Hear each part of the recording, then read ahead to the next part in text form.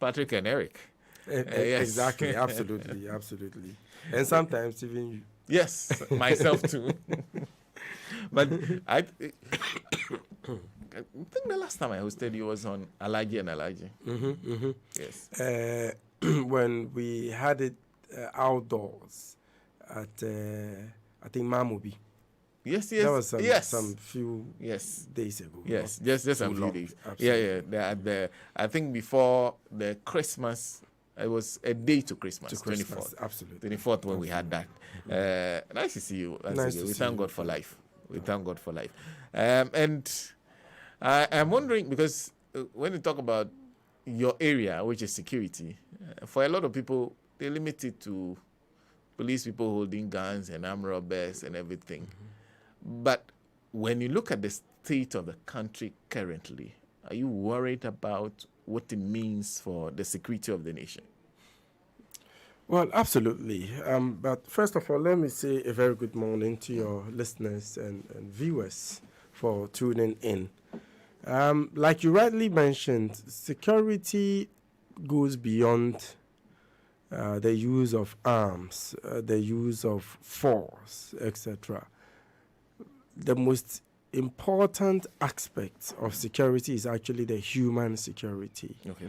As promulgated by the UNDP in 1994, it's called the Human Development Report, in which it stated that access to food. Okay, so for example, we have what we call health security. Okay, environmental security, physical security. The physical security is that part we earlier on mentioned, the use of force, policing, etc. So physical security is an aspect of the whole security thing. It's just a little aspect of it.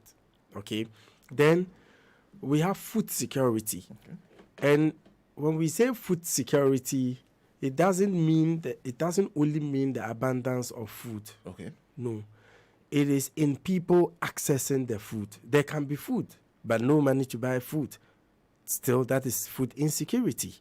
Okay, so we are not just talking about the availability of food, but people having the purchasing power to access that food.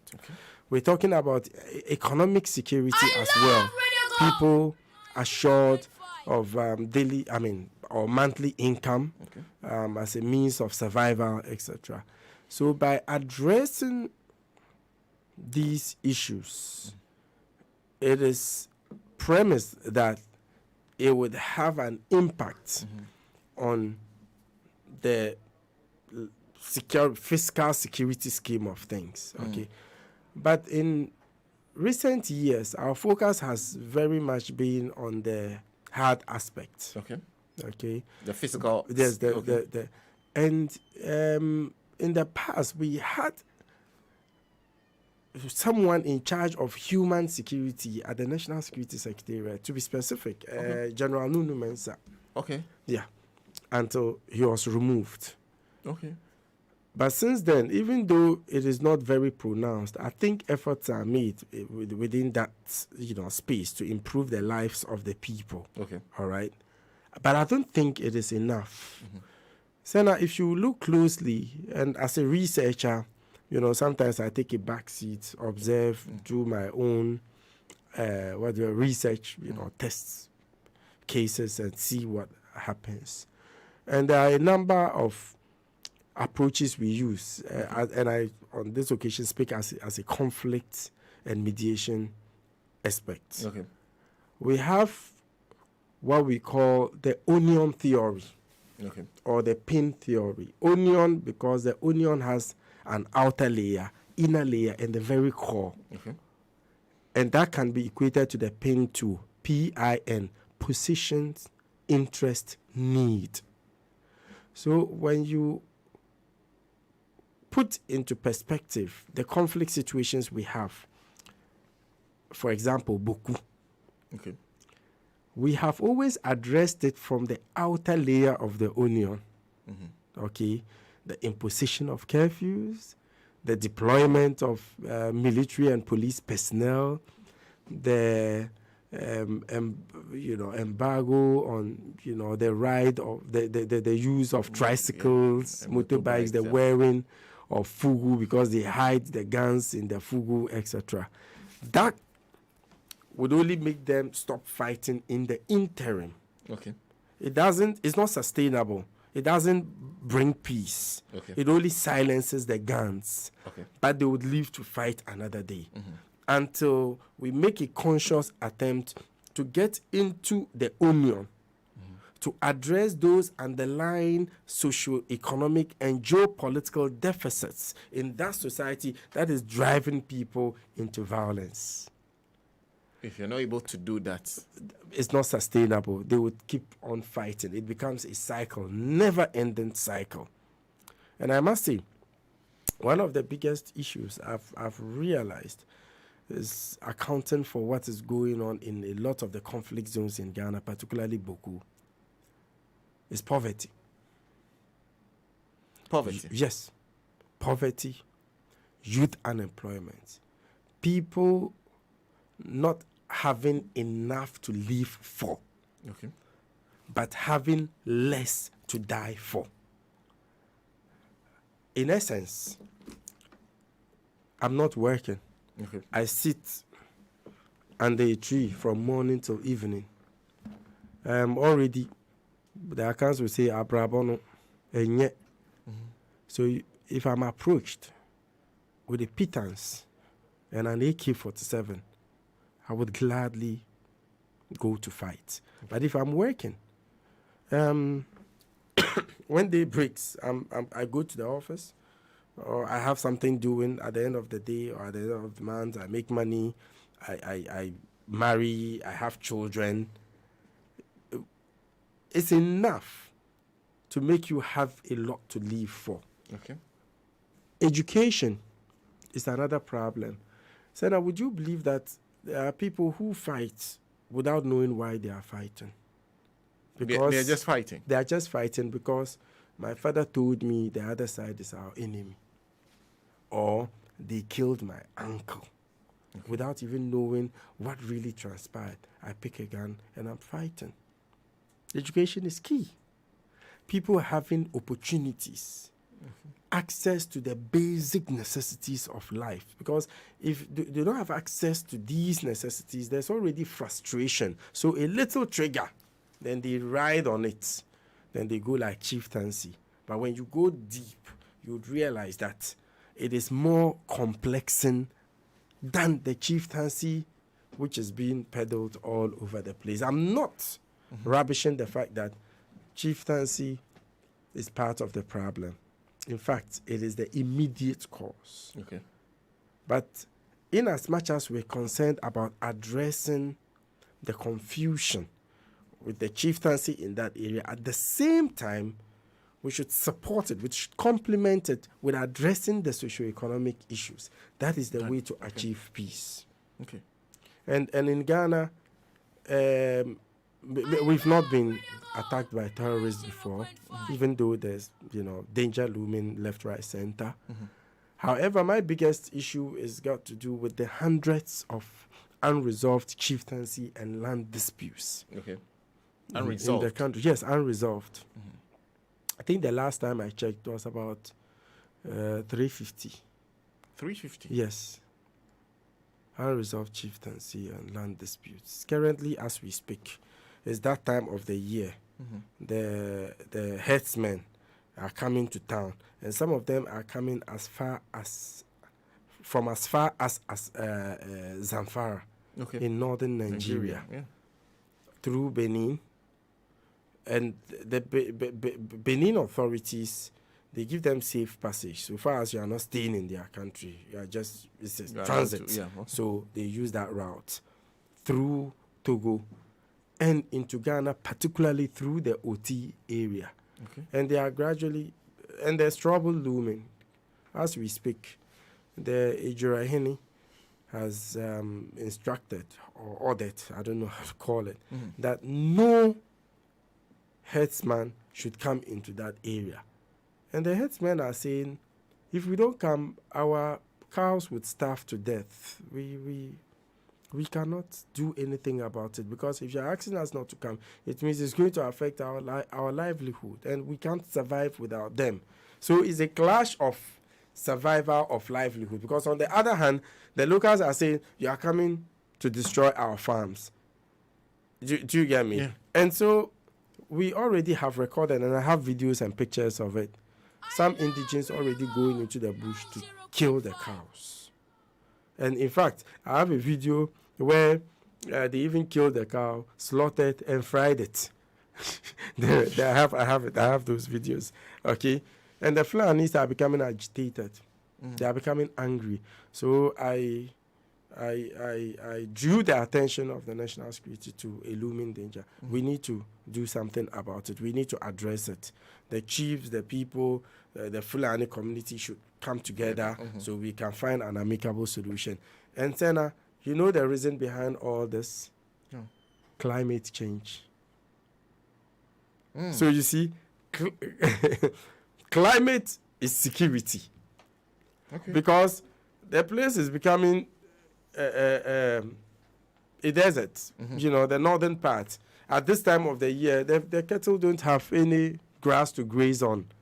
All right, so the only option is to come closer towards the tropics, to come closer towards the coastal areas.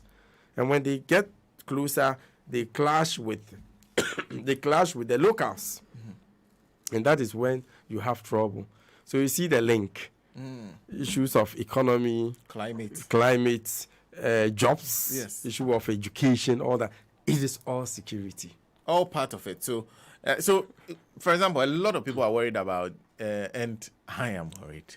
Everybody's worried about issues of how much kenke costs, how much the oil you use for cooking will cost, tomatoes, pepper, fish, basic foodstuff. Even the gobe that we thought was cheap is now no more cheap. How much you can buy cocoa for, among others. People are struggling to get by. If you can't buy food to eat and all those things. And these are issues that are happening to us and also to people we know very well. If you see these kinds of things, do you see a national security threat? Because I'm not seeing the same level of, because whenever they say, oh, there's a high alert on issues of terrorism, you see some movement. Yeah. Do you see that urgency that's needed to address this issue? Because it could lead to something else. Absolutely. Last year, I was in Tamale with Professor Enin for an event, and he spoke extensively about an important issue. The fact that we are in Ghana thinking that our biggest threat is some people coming from somewhere to attack us. But the biggest threats are the internal deficits. So in as much as we're concerned about protecting the borders and to prevent people from coming into the country to harm us, we should be concerned about us harming ourselves. Okay? And one of the ways that can happen is through the human insecurities.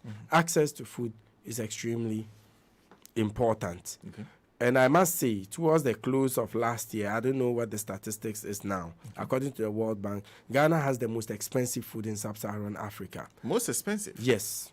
Really? Yes, you can quote me anywhere. It's public information. You can check it out, okay? At the point, food inflation within a month was at about 120%. Even though John Hopkins University, the professor, what's the name? I've forgotten. Put it at about Steve Hanke put it at about 150%. Okay, there's poverty, a lot of poverty in Ghana. I mean, for those of us in the city, at least we are privileged a bit. You might not appreciate it until you go out there, you go down there, then you would realize that, there are people living in abject poverty.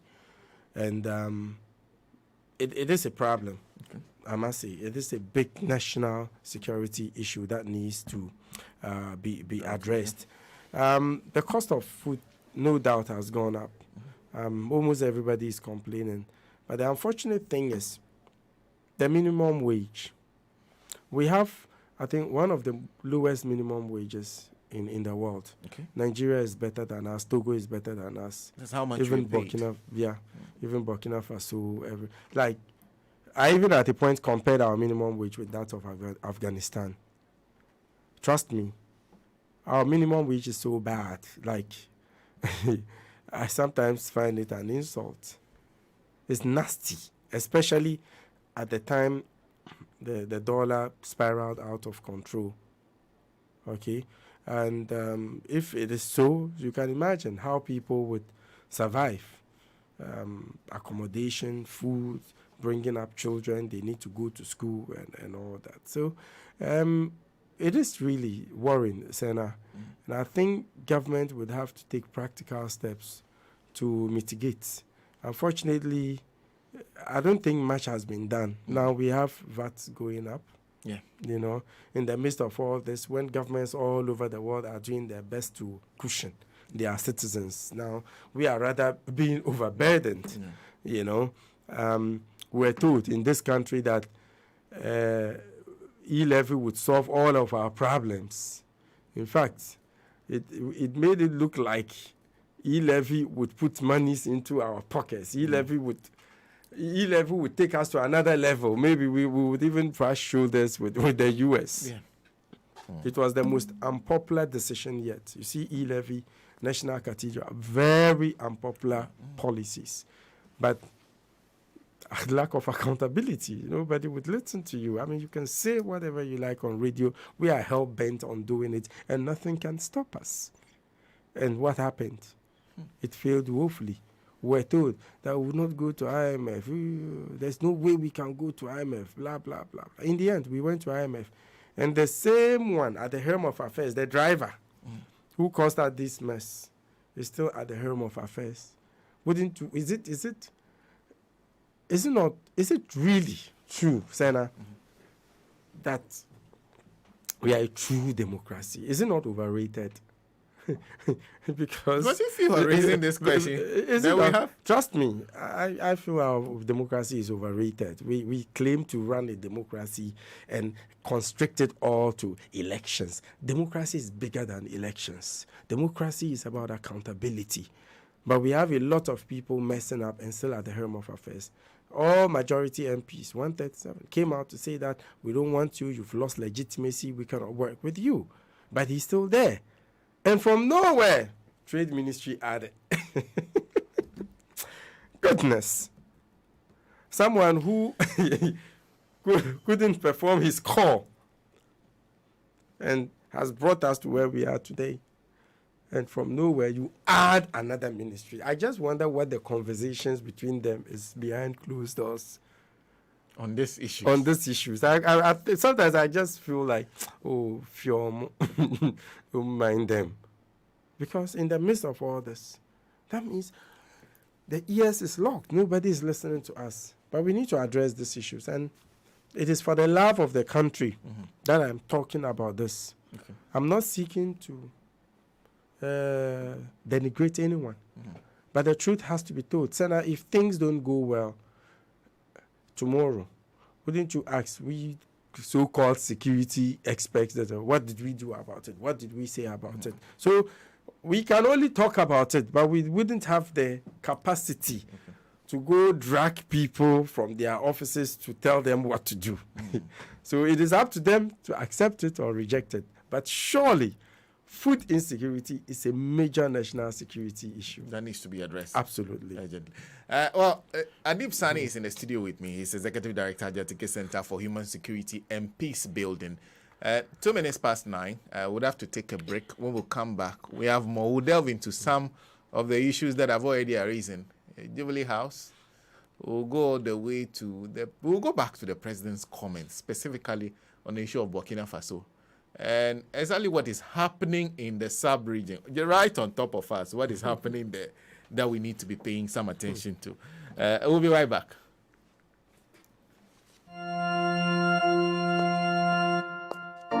Imagine strutting into the most anticipated wedding of the year. Only to see 7 other girls wearing your exact same outfit. You are special and one of a kind, and that's why whether it's voice, data, or SMS, you get to enjoy personalized offers tailored to your specific needs with MTN just for you. Dial star 141 hash or select your options on the My MTN app to redeem your unique just for you package on Ghana's best mobile network. MTN. Say, Masuma Jome, many langard for any chakabia. Order for Sawo Passasia Mansu be anyone, Assasia won't cut a sub edimu. Look no further. Hearts Builders Real Estate about sorted out. Yawan Sassinabi was Shine Hills, 13,000 cities, Chopoli 20,000, Ningo Pram Pram, plot size and a 70 by 100. By a deposit of 4,000 Ghana cities. Diakano, yes, spread them on it's Yanaka Pusumi Siatem, who assassin the baby, who perceive Besidan Esisumawa. Hearts Builders Real Estate. Your right choice. Yet on plumbing materials bia. Ye delivery our and cry anytime. Yes, so your cleaning services BAB. Boho ye too. A juba bia for construction hono. Men ko tu sikemu. For one Christmas promotion ya. Hearts Builders Real Estate at the Mount so. Freya CCR 0555 314 806 0241 665 200. Yawa Ashamai. Yani Mandela Park no eda edi enimshe. Hearts Builders Real Estate. We are your future planners.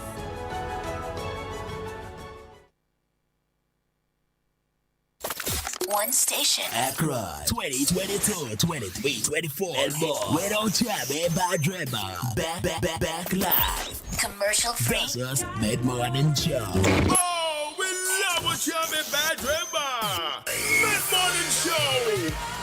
The Mid-Morning Show. Yes. 90.5. Good morning, my neighbors. On Children by Drema. Experience quality Radio station. Put your hands up. Rave. Yes. Powerful. Morning vibes and more. Accra 90.5. We don't chat, by Drema. Whoa, we love you. Your Mid-Morning Show on Radio Go. We are back like 100 times. 2 times bigger. 90.5. All the things I know that you deserve. Mid-Morning Show. We don't tell me by Dremba. Mira, say dear, my one dinner basro. Yeah, with me who so what dinner ba. Hey, agbede MW capsules. And I'm what dinner say. Can ye baby bia? Where the my bread, my tin can yade. Say agbede MW capsules no. Abro mi ni pedua pomuden. And ama me gina me nine so. We dear, e mani meme nyina ne no. Enti ahoden no obie bi. I like that. Agbede typhoon so the dinin honam se. Untumi ni di. And now what yare. Nam agbede typhoon bi. Le beme di kama the same body peduano akwo tianyarewa Venus gota asami yem kro eye stomach also use there bibia the din dada Venus gota eye no kre one man na siesie ye hyem edi ye hu komose ya ne ani agye esa ye beko pharmacy herbal and chemical shops dodo aye free agbeve herbal products 020-8130-790 and 0246-595256 appeal for abata woma nufo ene nkoda woni mfie dumienu nka ho FDA agi edwede nkrato yatum. And welcome back from that break. 7 minutes past 9. Don't forget we are live on Radio Gold 90.5 FM, live from the studios in Latebiokoshi. We are also live on Sekpele 104.3 in the Bay. You can also watch us on Facebook. The page you should be looking for is Radio Gold 905 FM. My guest in the studio, once again, is Adib Saani, who is Executive Director at Jatike Center for Human Security and Peace Building. And we're just talking briefly about the matter of human security, because no matter how much you think about security, you're also thinking about how long can I also take this and keep quiet. But let's move on to another matter. And Adib, the matter that is currently pressing, everybody's talking about it, is what happened with the McMill incident. What are your own thoughts on it, first of all? Well, it goes without saying that there was a security breach. A security breach? Absolutely. And it makes me wonder whether really the president's handlers are up to the task of protecting the president and ensuring that the country is not mocked. Okay. I juxtaposed it with a lot of other seats of government, Okay. from different countries. So, for example, for the White House, sometimes they organize very well choreographed tours. Okay. Okay, and you cannot take pictures of it. They have designated places you can take pictures. Okay. Not everywhere. Not everywhere. And at all times, there are White House officials or someone tasked to be with you at all times. Go here, don't go here, touch this, don't touch this, do this, don't do this. Okay. All right? And for the White House, even before you have access, you need to have a security clearance. Okay. Not just anyone. An ex-convict cannot go into the White House. Okay. Unless maybe perhaps on exceptional cases. Okay. But for a place like the Jubilee House, it's more open. Okay. Okay. And the fact that McMill was, I think he took advantage of the period they were waiting for the president to do all this. Okay. And it looked like there was nobody around to show them what the protocols or processes are. Or where to wait. Where to wait, what to do. What not exactly. to do. Because you'd realize they had unfettered access to the banquet hall where the president hosts very important state events at the Jubilee House. Okay. They also had access to the ceremonial room where the president meets special guests, foreign dignitaries, including diplomats and even heads of states. Okay. And usually when you look at the sitting position, there's this big picture of the president at the top. He sits directly under there. Yes. Okay. It's a 3-in-1 sort of chair. So the president sits there alone with the dignitaries flanked to his right and to his left. All right. Okay. But when you look at the video, they cramped themselves into the president's seat, where the president sits. 3 of them. Yes. Then the walkway is fine. The compound of the Jubilee House, they had a drone. And the drone didn't belong to the state. It belonged to the crew. Okay. And we know the very importance of drones when it comes to intel gathering and all that. Even the Russian-Ukraine war, they use a lot of drones. Sometimes even suicide drones, etc. The crew might have innocently captured where it's not supposed to be captured. Okay. Some places or installations within that facility that is not meant for all eyes, innocently. And in the editing process, they will do a lot of cutaways. Okay. You wouldn't know who might have access to them and who or what he would share it with, and of what resource would it be to that third or fourth party. Okay. Do you get me? Okay. So there are 2 things to what happened. One, the seeming breach of security, and the other hand, on the other hand, the disrespect for state symbols and emblems. They use the presidential lectern, something that the president uses to address the nation, fellow Ghanaians. I don't blame McMills and his team at all. I don't blame them. They wouldn't know. They wouldn't understand. I blame the president's handlers. Come to even think of it, the way he dressed was wrong. Okay. I mean, they are Americans, they are street rappers and all that. That is how they do it. But you're coming to meet the first gentleman of the land. I would have expected Jan Kumar, who organized this in the first place, to tell him to look a bit more decent. Okay? Then they got there was a group photograph, and lo and behold, one of the guys had his hand on the shoulders of the president. I think that's the rapper, yeah. It is wrong. It is disrespectful. I mean, he wouldn't know, but I would expect the hundreds of presidential staffers, and they even want more. What do they do there?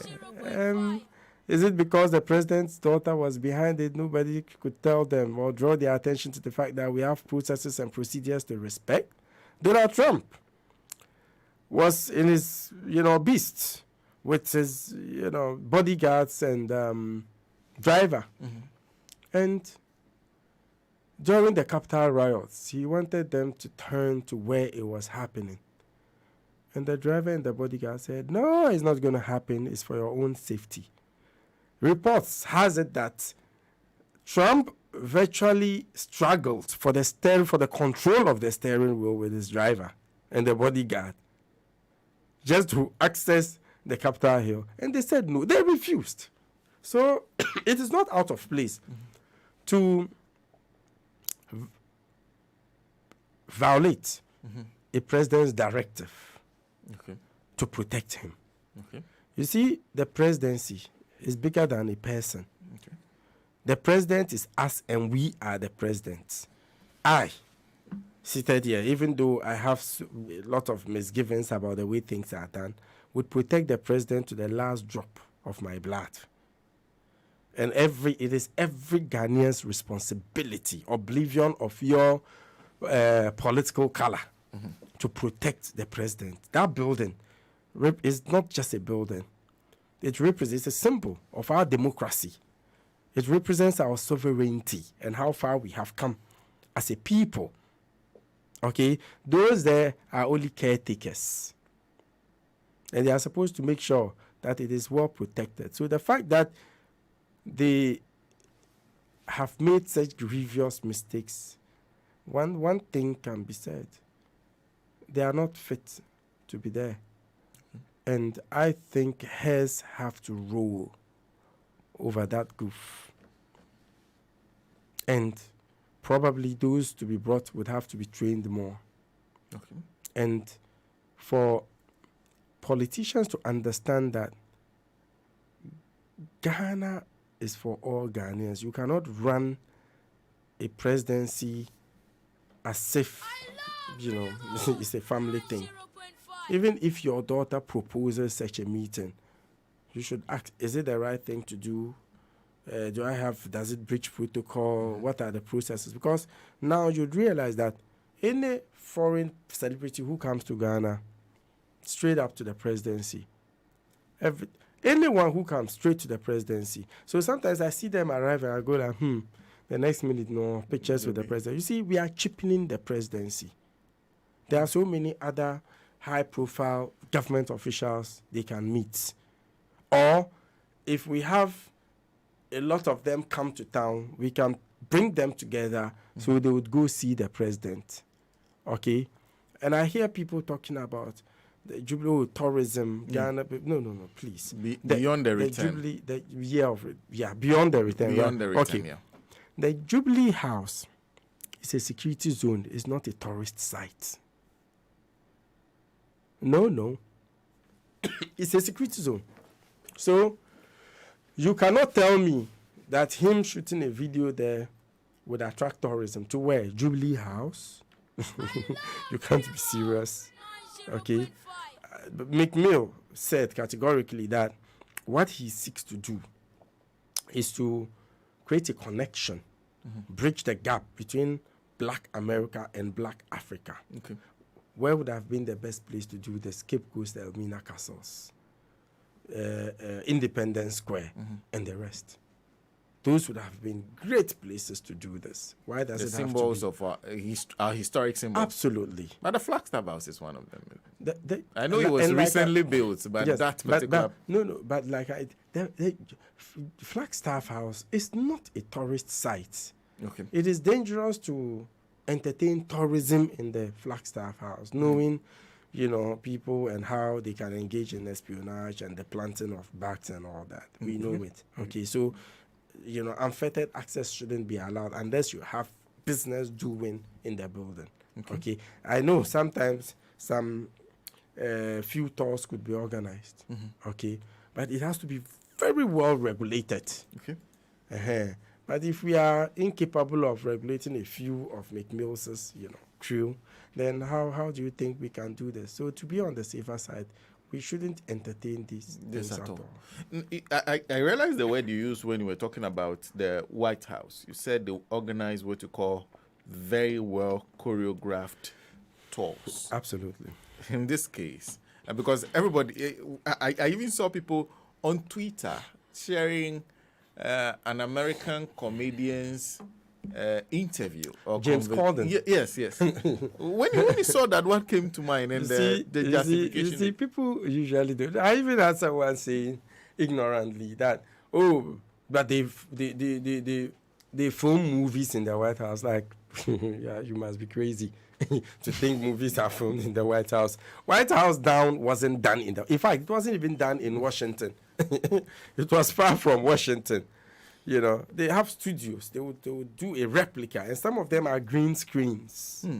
You know, green background screens. Nothing is there, but using CGI technology. You know, graphics, they are able to create it to make it look like that is the White House. Okay. You see, James Corden, they do this. Even Obama did it and all that. It was Trump who was unfriendly to even, you know, at the point he even didn't attend the White House president's dinner, for White House press dinner, because of the jokes they crack and all that. But with that one, like I indicated, it's choreographed. Okay. And even the shots, they don't allow wide-angled shots. It's very specific. And it would not have any security implication. Okay. Because of the nature of the shots. In fact, I'm sure they would vet it over and over and over again. Even the cutaways. Okay.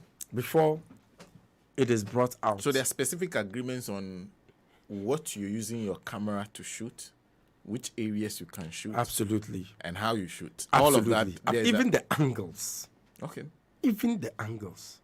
So you cannot compare what happened with McMills too.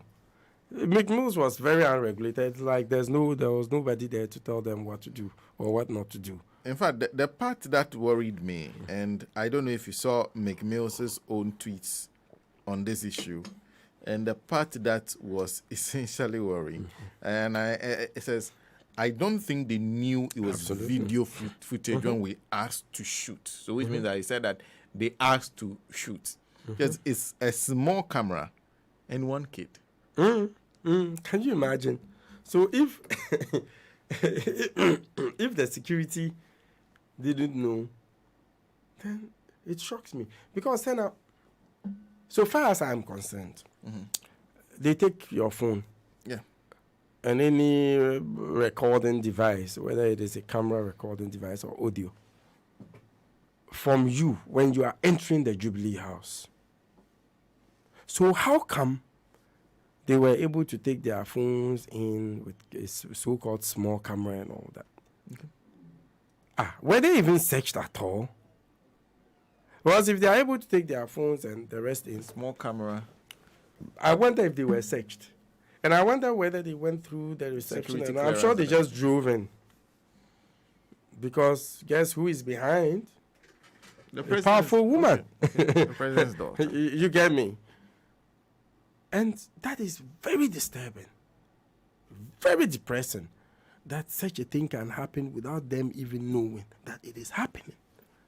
It means you are not critical. You are not paying attention. It's McMills. Yeah, I want to have a picture with you. That's it. That's it. And you tell me not to be worried about the competence of the president's handlers? No, we have to be worried. And in as much as what has happened is unfortunate, it should be a learning curve for us to improve the security around the president going into the future. Your suggestion is, okay, so right now the question that's being asked is, how should they be responding to this? Or they should just keep quiet, continue to keep quiet? The presidency. No, absolutely. They don't need to. Sometimes, you know, in an attempt to justify just everything, you might be making a mockery of yourself, okay? As a communicator, I think government should have accepted the fact that, yes, indeed, there were some mistakes, and we are making efforts to correct the mistakes. Okay, so it doesn't happen again. And whoever is found culpable would be dealt with, and it ends there. But when you try to, I mean, they have a way they usually couch it, okay? When you try to justify the unjustifiable, you make yourself look foolish. Excuse my language, okay? So I think the way it has been, so far as I am concerned, we have not had any government statement. It's just some few, communicators who are, making a mockery of themselves. But I think, considering the viral nature of the video and the discussion, which has even gone international, government should issue a statement. So this is, put to rest once and for all. But it shouldn't end there. Efforts should be made to improve the security of the Jubilee House. Who should be answering the questions that we are asking? The question of how did this happen? Who allowed this to happen? And who pays for it? Who should be answering those questions? Okay, so I understand the minority is wanting to engage the National Security Minister.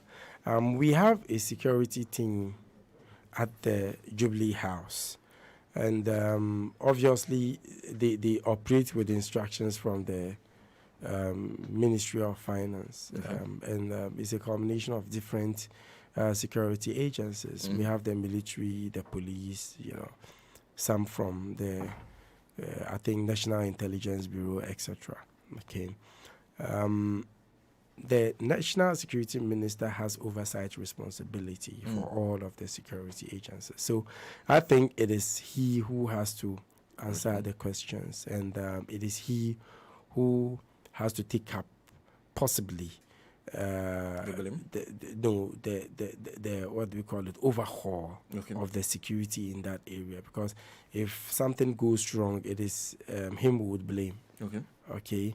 I know he has a lot of experience. He's done.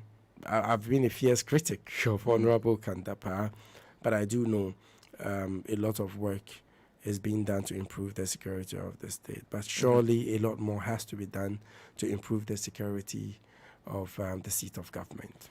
Let me read to you. This is Richard Ahyangba. He's Director of Communications of the NPP. He speaks for the party which the president comes from. And he says McMill's music video was not sanctioned by the presidency. Its permission was not sought whatsoever for the use of the video. The musician has realized his indiscretion, apologized, and taken down the video. How does that sound to you? If I think what he's saying confirms what McMill also said. He's saying they didn't sanction it. And McMill, on the other hand, is saying they didn't know. Yes. You get me? It said Jubilee House, they don't know. They didn't know. So, first, if they didn't sanction, how did it happen? That means there was a breach. And on the other hand, McMill said they didn't know he was shooting it. How did that also happen? Because they were not paying attention.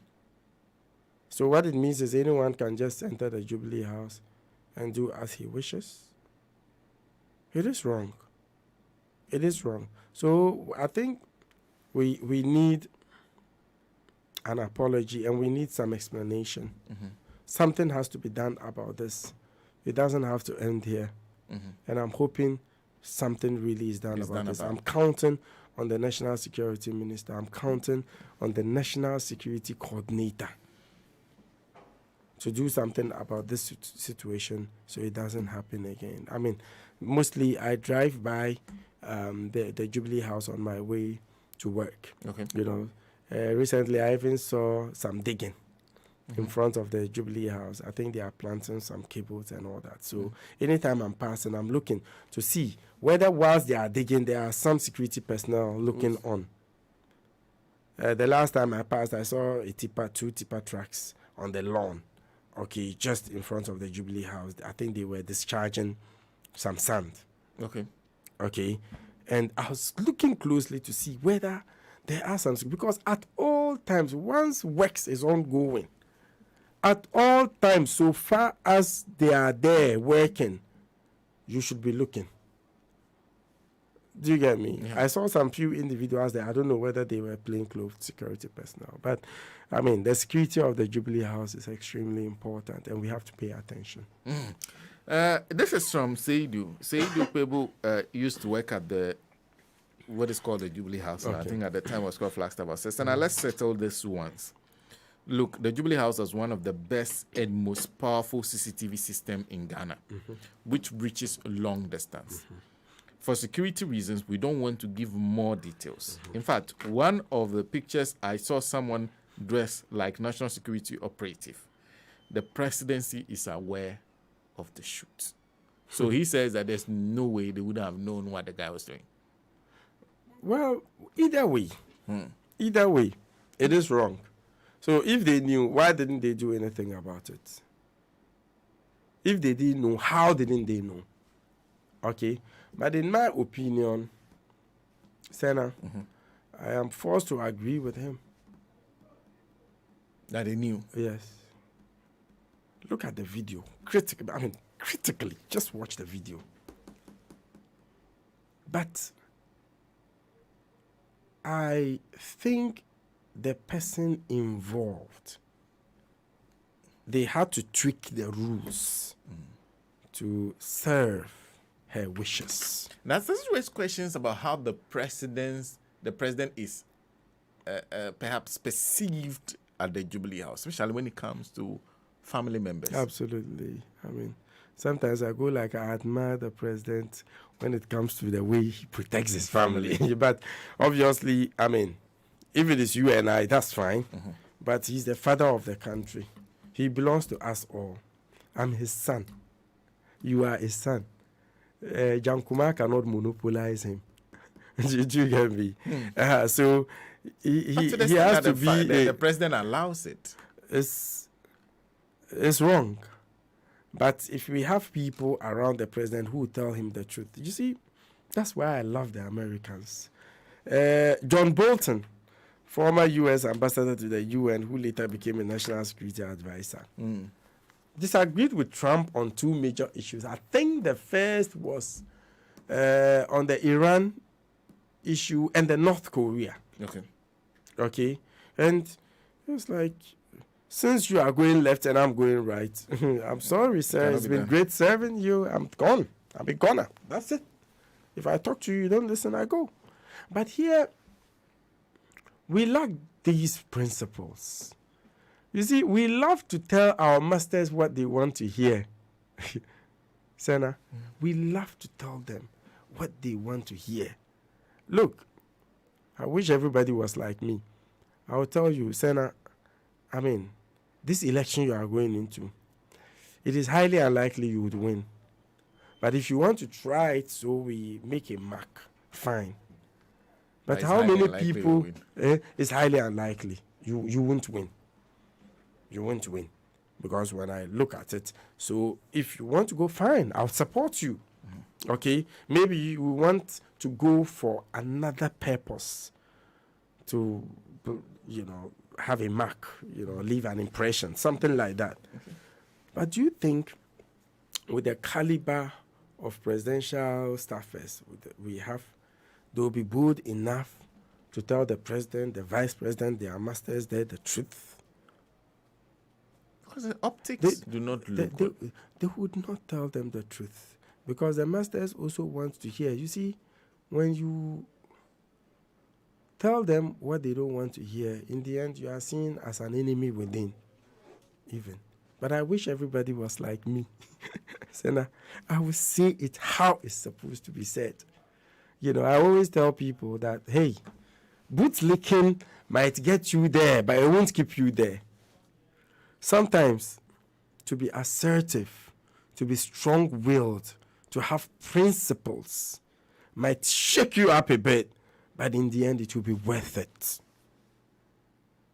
You don't always have to bootlick to be powerful. You might be powerful, but it will be unsustainable. Okay? That is why I enjoy my life. I enjoy my life. I mean, I can't call myself a rich man, but what I think is my wealth is that principle. Principle. Nobody can boast of ever being able to influence my opinions on any national issue. Okay, and that is how we should live our lives. And I'm hoping that you see that a lot more under presidency, because I was looking at the video and I see even in the forecourt where he was shooting, you could see his friends at the back all scattered around. All scattered. It was a free for all. Who was monitoring what they were doing? It was a free for all, Sena. And it's almost impossible for them to be there without someone looking on. But they were helpless. They were helpless. You see? So protocols are protocols. Okay? Protocols cannot be customized to serve egos. We need to follow it because we're talking about the father of the nation. Mistakes were made. We cannot deny that fact. I know government officials who don't even want to speak about it because they know, it's a big gaffe. But I'm hoping, like I said, it will be corrected. But as for us, when these mistakes are made, we'll talk about it. Keep on talking about it until the right things are done. Let's stay with the matter of the presidency for a moment and talk about, because one of the earliest things we had to talk about was the things he said in that meeting with the U.S. Secretary of State about Burkina Faso and what was happening in there. In fact, you were worried. In fact, you sent me a write-up. One of the very first people to draw my attention sent me a write-up on what was happening, how Burkina Faso was responding immediately to it. Let's start from the beginning. What was wrong with what he said? Expressing concern about what is happening right on top of you. We'll come to what is actually happening there. But what was wrong with what he said? Or was it where he said it or who he was saying it to? Yeah. Everything is wrong with who he said it to, where he said it, and what he said. What he said was a problem. What he said is who he said a problem. It to, where he yes, said it to. Where he said it was a problem. What was it? Okay, we can start with the where. This is a president who is a former chair of the ECOWAS. Okay. And has always touted the need for us to solve our problems as Africans, right? So even if you have any reason, assuming that, Ghana had a legitimate concern, what would you do? You would make an effort to reach out to your counterparts in Burkina Faso. We are very respected. We are one of the most respected countries in Africa. They listen to us. We have been at the forefront of the many initiatives, including ECOMOG. The first commanding officer of ECOMOG, General Arnold Kwenu, was a Ghanaian who led it in Liberia. Okay? When every country left Rwanda during the genocide, we were there. We were there with the people every step of the way. General Romeo Dallaire noted it in his memoirs. His deputy was Honorable Kuku Anyido, whose father. I've had the opportunity to sit on a show with him during Kofi Annan's funeral at the International Conference Center. He was the deputy commanding officer. Okay, so Ghana has contributed troops to many, hotspots around the continent and even beyond. We are still in Lebanon, So I would have expected that the president would reach out to his counterpart. If things don't work out well, he would reach out to Abuja. Okay. ECOWAS. If still doesn't go on, which is unlikely that he would reach out to ECOWAS or even his counterpart and things will not go well. Okay. Then we take it to the AU. If it doesn't work, we take it to the UN. US is not part of the equation. Okay. Okay. And it almost looks like we are snitching on a brother. So first thing you thought we should have done is to reach out to the Burkina Faso and say, we are concerned about, should we be worried? Yeah. Should we be worried in the first place? And we have a very cordial relationship with the Burkinabes. I mean, about a month or two ago, we were together with other countries from the sub-region at the International Conference Center to talk about the Accra Initiative. During the conference, we had even more French speakers than English speakers. Okay. And they were up for it. They were very happy. You know, the joint task force they are committing to establishing at the Accra Initiative. I made that proposal. During the event, and it was duly captured, and now it's being implemented. Okay, and so if we are cooperating with them to implement various aspects of the Accra Initiative and the rest, and now it looks like we are snitching on them, that would definitely affect the level of cooperation. Okay. We share intelligence a lot. And mind you, there are some terrorists they kill in Burkina Faso during firefights. Search them and find evidence that has links to Ghana. Not once. Trucks impounded in Burkina Faso carrying explosive making materials and even TNT for investigation to conclude that it came from Ghana. Do you get me? So if there's that cordiality, we share intelligence. They are fighting the terrorists directly, so they understand the terrorists more than we do. So we count on them for intel. But with what has happened, they'll be careful. The kind of intel they might not be giving us everything, knowing full well that we are with the Americans, and whatever happens, we might just hand it over to the Americans. So that was the danger. And there's no way we can prevent violent extremism in Ghana without Burkina Faso. In fact, Burkina territory is our biggest threat so far as foreign infiltration to Ghana is concerned, even though we have threats from the east and the west as well. But the northern frontier is the biggest issue. Our border with Burkina Faso. Yes. And according to WANEP, I think somewhere in 2020 or 2021 or even perhaps 2019, there were, I think the approved routes was supposed to be about 12 or so, something like that. But the illegal ones getting to almost 200. Approved border routes? Yes. Were about 12? Yes. Okay. But no, I think they were about 30, something. I've forgotten my figures. But a count of the illegal crossings was about 200. From Ghana into just between Ghana and Burkina Faso. Okay, and some of them are footpaths. You just wake up, you walk into Burkina, you walk into Ghana without any form of security check. Okay, so it is worrying. I've had one of my senior colleagues within the security space just recently go around the border areas, and it's not everything I can say on radio.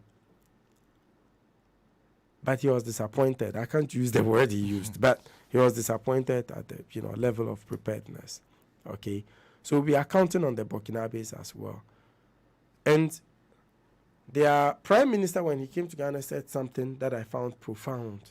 It was like, you wouldn't want us to relax our border and the people would come into your country so you feel what we are feeling. You would not want them to relax their border. Security. And the terrorists would infiltrate, come into Ghana. So we will feel what they are feeling, what they are going through in Burkina Faso. That is profound. So we need the Burkinabes more than we need America. Okay. 2, Burkina Faso is a sovereign country we have no right to tell them what to do, so far as it doesn't pose a direct or indirect threat to the security of Ghana. The same way we went into defense cooperation agreements with the U.S., who have, their military installation here. Nobody complained. The Burkinabes also have a right to do what they can. And you see, in foreign policy, we say that when it comes to the protection of the state, there's no morality. The U.S. is bombing targets in Afghanistan, in Yemen, Somalia, Niger, all over the place to protect U.S. national security. And sometimes collateral damage, children get killed, but there's no morality. There's no immorality to that, because it's about protecting the, American society. It is illegal for a U.S. citizen to be killed by U.S. intelligence. But they killed Al-Laki in Yemen because they said, no, we are protecting the state. All right? So Burkina can engage Wagner. So far as Wagner doesn't step a foot into Ghana. The same way we can engage the British, the Americans. So far as they don't harm any other country, we are cool with it. All right? So Burkina is a sovereign country. We have no right to tell them what to do. And the issue of so-called mercenaries is not new. Okay? When President Nana Addo Dankwa Akufo-Addo, was a foreign minister of Ghana, he knew, because he's a foreign minister, what Blackwater was doing in Iraq. Yeah. Do you get me? The Turkish, they have their mercenary groups fighting along the Free Syrian Army against Bashar al-Assad in Syria. They have their mercenary groups who are fighting in Libya alongside the UN-backed administration in Tripoli against the Emirati Egyptian-backed Colonel Haftar, who is fighting the central administration over who to rule the country. Okay. The Emiratis, the Saudis, they have their mercenary groups who are fighting in Syria, in Libya, and of course are fighting in Yemen against the Houthis. The Americans, they have their mercenary groups. Blackwater, they've changed their name because they were accused by Human Rights Watch and even Amnesty International for engaging in gross human rights violations, in particularly Iraq, especially even cited for the killing of women and children. All right. So this is no news. I mean, countries use mercenary groups because there's no accountability. When they go and die, the opposition cannot question the defense minister, how many of our troops died. No. They are not a state security agency. So that's the convenience of it. I'm not condoning it, because I know, just as any other mercenary group, Wagner has also been engaged in so-called human rights violations in Central African Republic, in Sudan, in even Ukraine, because I understand there's been a massive deployment of Wagner into Bakhmut and some other contested areas in, the war in Ukraine. All right. So it is a foreign policy issue. You get me? So when you don't understand the nuances, when you don't understand the nitty-gritty, you might just be giving a pedestrian analysis to what is going on. All right?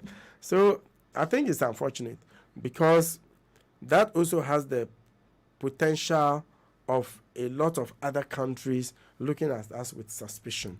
Okay. Sena, many countries within West Africa are beginning to look to the East. Rather than count on the West. Okay. Yes, Mali. They've said, no, we don't want to work with the French again. Because since they are coming, it looked like they are coming for their own, purpose. Okay. Not to protect the country. The area is rich in uranium. Niger, they are also reconsidering, just that the man in power, it came through undemocratic means, so he doesn't want to have issues with Macron. Okay? There were deep French resentments in Ivory Coast, especially in 2010 and 2011, before Laurent Gbagbo was removed. Okay. Okay. Burkina Faso, when the coup happened, there were people in the streets of Ouagadougou and Bogodelaso waving Russian flags, so to speak, wanting to reinvent their international relations. They think that the French is not helping. Operation Barkhane, Takuba, and the rest.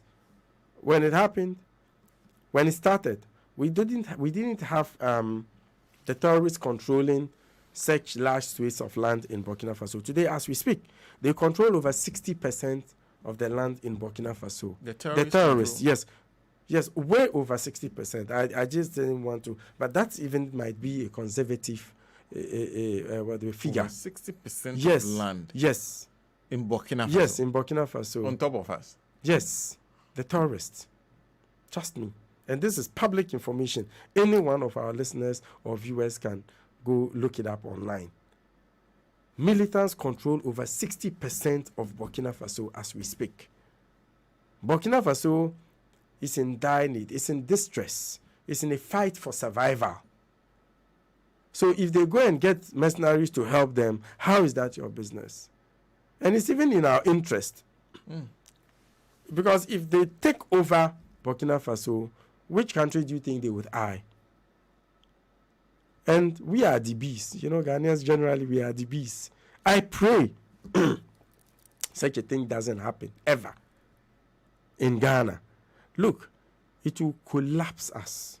Even without it, even a war happening hundreds and thousands of kilometers away, we blame it for everything we are going through. So you can imagine if there's an attack on Ghana or Ghanaian soil, I pray it doesn't happen.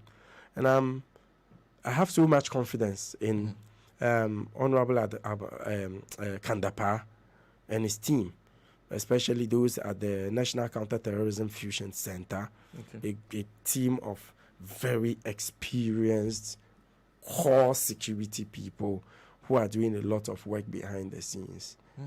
But they can't do it without you and I, Sena. They can't do it without the people. That is why I think see something, say something is a great initiative. But we need to widen the scope. Do a lot more sensitization. Absolutely. On it, because if we're talking about what is happening right on top of us alone, that should scare anybody. Absolutely. The National Security Coordinator, Mr. Asumeni, I know has also been doing a lot of work behind the scenes, but I would plead that they engage civil society more. We've had meetings in the past, at I think Best Western Hotel and the rest. But the meetings is not enough.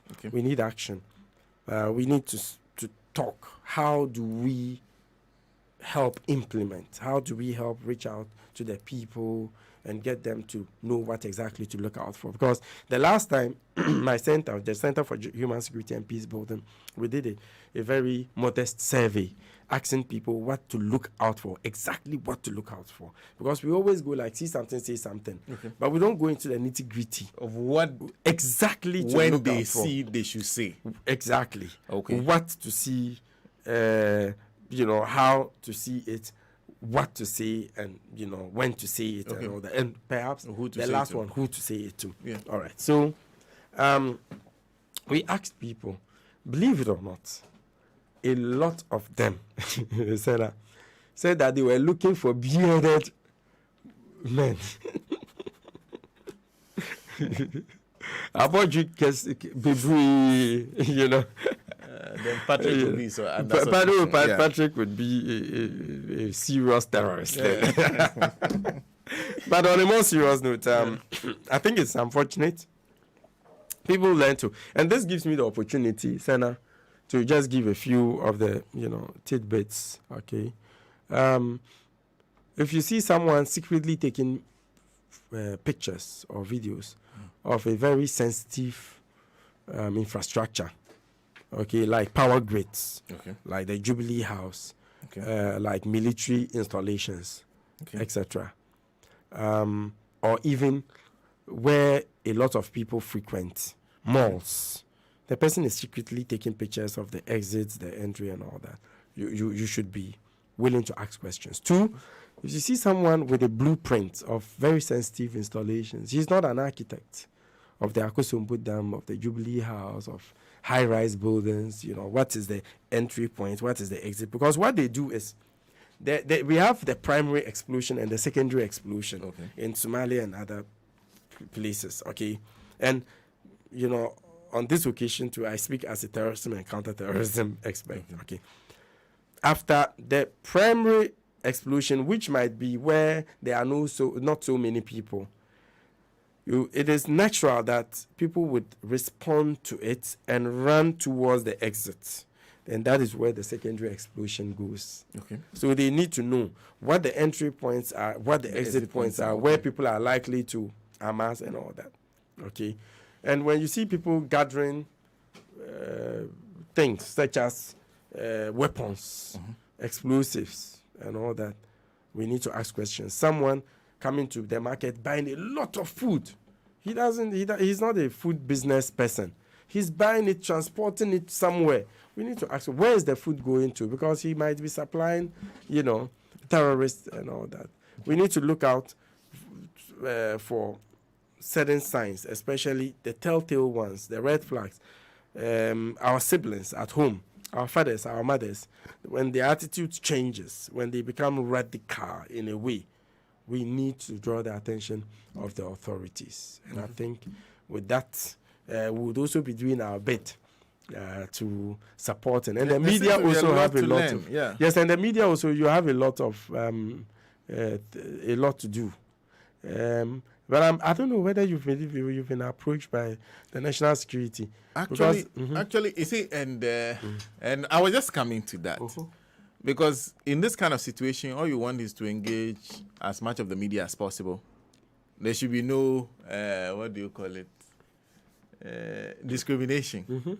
Pick and choose. But for a situation where, even in engaging the media, the government chooses based on who they like, would that be helpful? No, absolutely not. I mean, you cannot... discriminate. Okay. The media is an important tool.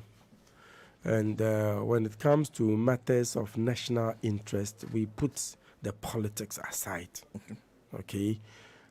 We have, even in the US, we have right-wing media, left-wing media. I listen to Tucker Wilson a lot on Fox. I listen to the others to the left as well, the CNNs, etc. It is only natural within, the democratic space. But when it comes to issues that fringes on national security, you have to look beyond the political divide. It is wrong. There's no justification. You get in touch with the media houses. I mean, those especially who communicate or transmit using the local language. So we can get as many as possible involved. Even if you are not going to give them money to air some, special promos, you bring all the media personnel together and let them understand what is going on. So in their reports, they will be conflict sensitive. They will know exactly what to tell the people at the least opportunity. So we would have as many Ghanaians as possible informed. Many are ignorant too, Sena. Yes. Many. Yesterday, I had a call from my bank, so-called my bank. And he was talking about merging my Ghana card with my bank account and asking me for my visa number and all that. I was like, Master, I'm busy, don't waste my time. Then he started insulting me. But a lot of people fall for this. I mistakenly sent you money on Momo. An old trick, very old colonial trick.